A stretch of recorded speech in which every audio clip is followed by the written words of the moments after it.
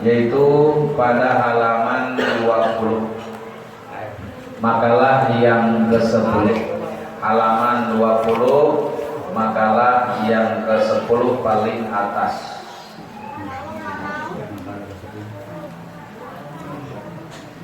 Bismillahirrahmanirrahim. Bismillahirrahmanirrahim. Allahumma aftah alaina. Allahumma aftah alaina. Bihikmatika. Bihikmatika. Wansur alaina. Wansur alaina. Rahmataka. Rahmataka. Ya dzal jalali wal ikram. Ya dzal jalali wal ikram. Allahumma aftah lana. Allahumma aftah lana. Bi futuhil arifin.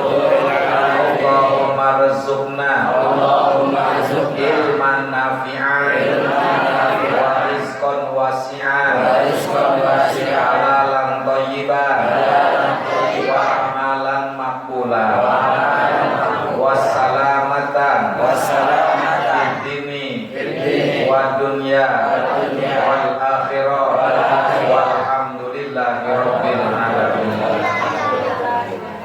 An ba'di suhadi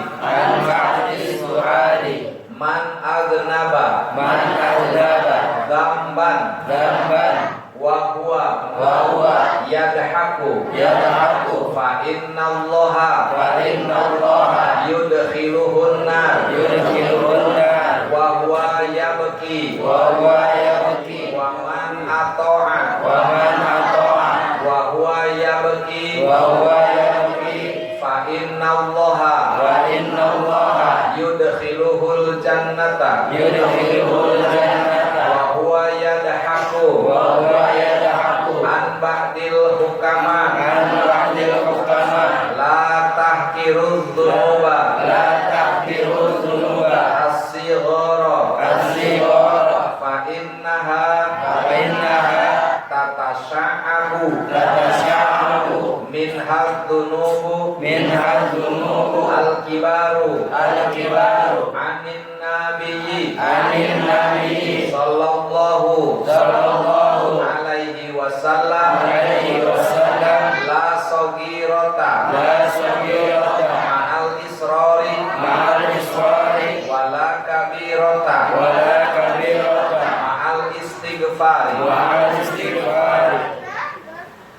Ada 3 makalah yang sudah kita lewatkan, tinggal kita menyimak apa yang ada di dalam makalah ke-10, yaitu sebagian ulama zuhud berkata, barang siapa merasa senang berbuat dosa, maka Allah akan memasukkan dia ke dalam neraka dalam keadaan menangis. Jadi kan bangga seolah-olah dengan berbuat dosa, tapi menjadi kebanggaan. Kan mestinya kalau kita berbuat salah, berbuat dosa, mestinya menyesal. Tapi ini malah orang tersebut senang, menjadi kebanggaan. Bahkan saking senang dan bangganya, perilaku buruk diceritakan kepada orang lain, seolah-olah menjadi kebanggaan. Padahal apa sih manfaatnya dengan diceritakan dan dibanggakan? Justru kalau bisa ini jadikan barometer buat kita, agar cukup kita yang melakukan kesalahan, jangan sampai keluarga, saudara, orang lain ikut terjerumus dalam lubang-lubang kehancuran. Maka ketika orang ini senang lihat orang-orang yang ada di tempat hiburan, mereka maksiat tapi cekakak-cekikik, artinya membanggakan dengan maksiat. Tapi lihat orang-orang yang berzikir, mengeluarkan air mata. Lihat orang-orang yang ibadah, meneteskan air mata. Kenapa? Karena mereka khawatir takut tidak mendapatkan ampunan Allah Subhanahu wa ta'ala. Orang zikir mengeluarkan air mata, orang menyebut asma Allah, menangis di dalam dadanya. Tapi orang yang maksiat justru malah berbangga, bahkan tertawa dengan menikmati kemaksiatannya. Na'udzubillah min dzalik. Maka kelak orang tersebut akan dimasukkan ke dalam neraka dalam keadaan menangis. Tuh. Ya. Kemudian yang kedua, waman ata'a wa huwa yabki fa innallaha yudkhiluhul jannah fa huwa yadhaku. Ya. Dan barang siapa yang merasa menangis karena taat, karena dosa kepada Allah, maka sesungguhnya Allah akan memasukkan dia ke dalam surga dalam keadaan gembira, ramah, karena kesusahannya, kesedihannya, tangisannya sudah habis di alam dunia. Mendingan nangis dulu kemudian tertawa daripada tertawa dulu kemudian menangis. Artinya apa? Artinya mendingan susah dulu lah tapi ujungnya senang. Mendingan kita susah payah dulu, mendingan berakit-rakit ke hulu. Ya, jangan sampai berakit-rakit ke hulu, berenang-renang ke tepian. Bersakit-sakitlah dahulu, senang pun tak datang, malah modal kemudian. Ini rugi kita. Rugi, udah sakit, senang pun tak kunjung datang, malah mati kemudian. Iya. Itu mah syair mak-mak sebenarnya. Ya, jadi itu syairnya mak-mak. Mama kalau udah melahirkan biasanya ngomongnya kapok. Sama suami ngomongnya peres. Ngomongnya sakit. Akhirnya dirayu lagi, dibujuk lagi. Oh, berakit-rakit ke hulu, berenang-renang ke tepian. Bersakit-sakit waktu ngajuru, bersenang-senang kurang gigituan.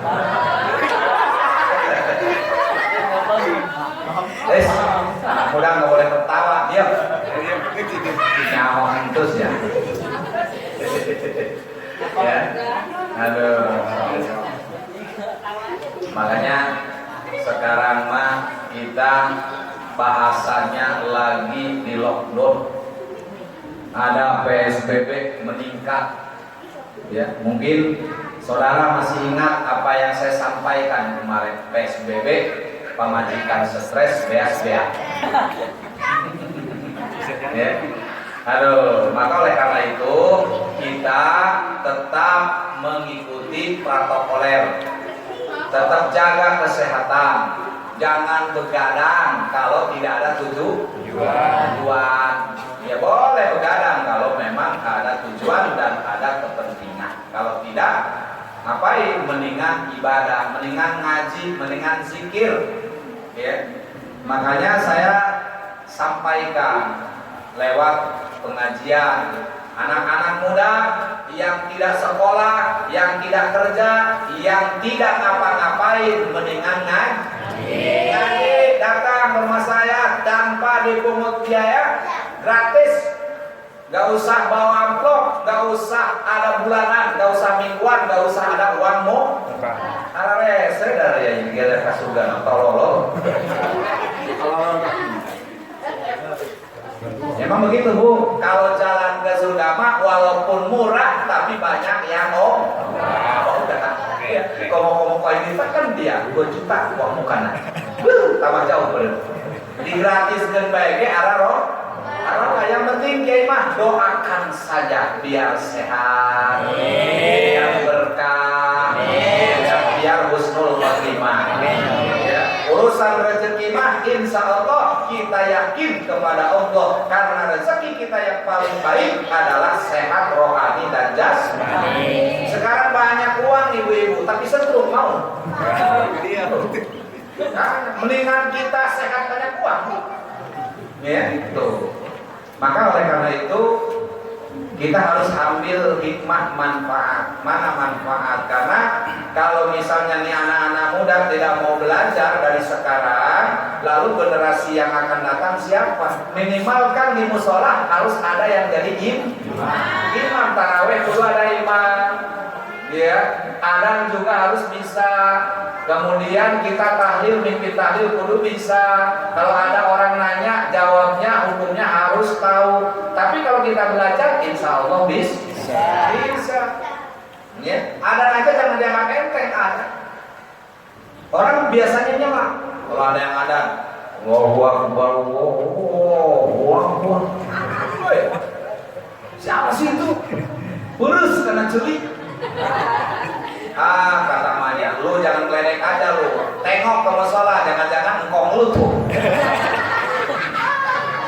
Gampang mah gampang, ada mah gua juga bisa. Coba. Begitu ada. Allahu Akbar, Allahu Akbar, Allahu Akbar. Woi, orang-orang pada keluar semua. Woi, belum takbiran. Ya. Nah, jadi adzan harus ada seni, ngaji harus ada seni. Makanya saya cinta seni karena saking cintanya terhadap seni, nazom fikih saya bikin syair. Nanti setelah ini kita nazomkan bersama di dalam kitab fikih insya Allah. Kalau Bapak Ibu mau beli di toko kita nggak ada, tokonya di mana? Di Ustadz Herudin Angke, di komplek DPR 3. Apa itu DPR? Daerah Tinggi Rel. Singkatan itu, Bu. Ya, DPR. Keren kan kadang-kadang? Keren. Makanya di sana kalau ada yang ajak, saya sambut, selamat datang di komplek DPR. Cuma tengok tuh, DPR ada yang rel tinggi. Gitu. Ya. Nah, maka oleh karena itu orang yang menangis karena taat kepada Allah, karena takut tidak dapat maghfirah dan ridha Allah, hingga nanti dia dimasukkan ke surga dalam keadaan senang dan gembira insya Allah. Gitu. Baik, kemudian makalah yang ke-11 an ba'dil hukama. Sebagian hukama, ahli-ahli hukum berkata, la tahkirul dzunubas sigara wa innaha tatasyahabu min hadzunubul kibar. Jangan meremehkan dosa-dosa kecil, karena dosa-dosa kecil itu akan bercabang-cabang dan menjadi dosa-dosa besar. Kadang-kadang kita menganggap remeh. Remeh tahu nggak Ibu remeh? Anak muda tahu remeh nggak? Remeh itu anak kejo. Tahu nggak remeh? Remeh itu cipratan bagian dari nasi. Tidak akan disebut remeh kalau satu piring. Kalau satu piring, nggak mungkin Pak Jinan ngomong begini. Coba geser remeh kalita. Nggak mungkin. Coba geser nasi. Kenapa dianggap nasi? Karena banyak jumlahnya. Tapi kalau belatakan, empret-empretan di bawah, namanya remeh. Biasanya remeh dianggap dibuang, disapu-sapu, diinjek-injek. Tapi kalau remeh tiap hari secauk, kalau 1 tahun kira-kira banyak tidak?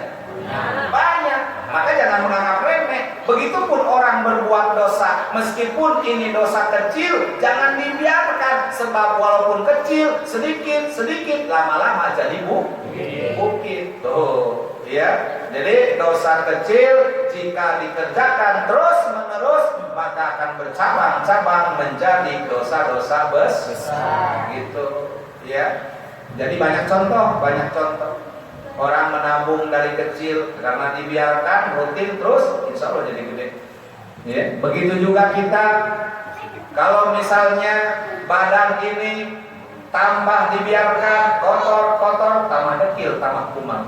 Tapi kalau dicuci sedikit tambah bersih. Nah, maka oleh karena itu jangan menganggap remeh, jangan menganggap enteng terhadap kesalahan yang kecil, karena biarpun kecil, kalau lama dibiarkan bercabang sehingga menjadi besar. Jadi diantaranya. Nah, maka ditambah lagi dengan hadis Nabi, makalah yang ke-12.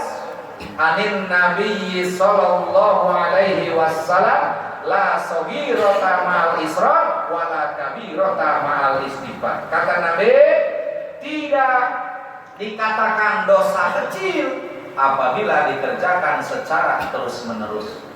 Jadi nggak bagaimana mau ngomong kecil kalau terus-terusan air aja air. Meskipun dia jatuhnya kecil, hanya tetesan. Tas. Tahu-tahu batu jadi lembut. Saking lamanya. Padahal berapa sih kekuatan tetesan air? Maka ada bahasa cikaraca ninggang batu, laun-laun jadi lego. Tuh, air meskipun setetes, tetap kalau keluar maka si sanyo akan bunyi ces, sehingga nanti pembayaran tetap jalan gitu, walaupun bocor sedikit.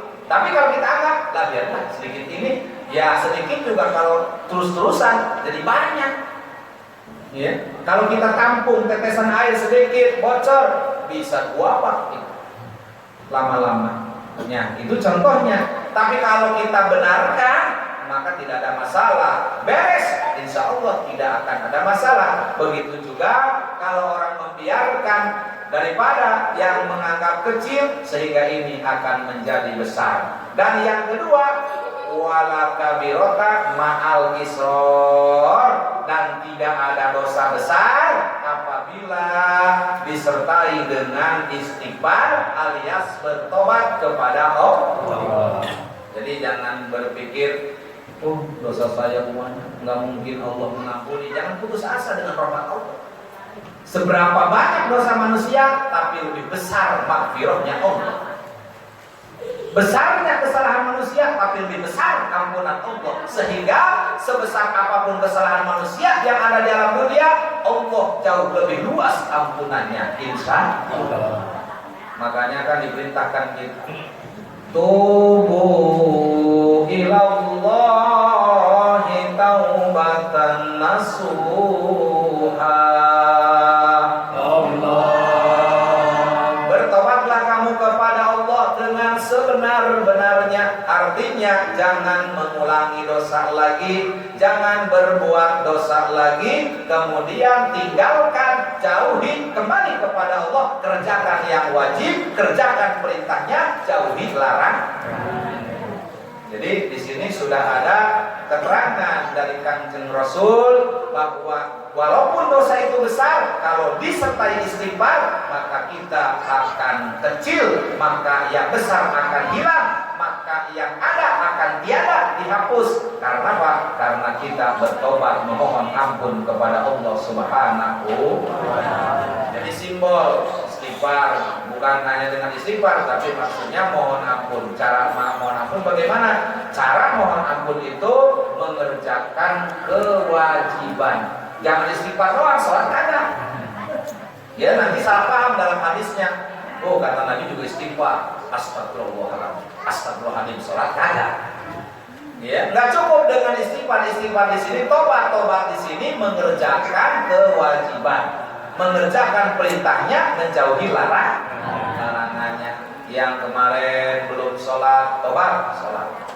Yang kemarin masih mau main-main, mabok-mabok, berhenti supaya tobat. Yang kemarin masih tukang bohong, sekarang jujur, jangan bohong lagi. Nah ini namanya tobat. Supaya apa? Supaya nanti saat kita datang ajal, dosa-dosa kita sudah dihapuskan oleh Allah Subhanahu wa Ta'ala.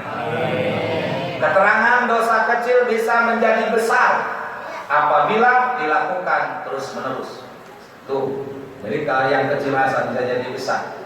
Kemudian yang besar pun itu akan dihilangkan, dihapus apabila disertai dengan istighfar, dengan bertobat. Maksudnya bisa hilang dosa besar itu kalau kita taubatan nasuha. Ya, maka harus banyak berzikir gitu. Astagfirullah.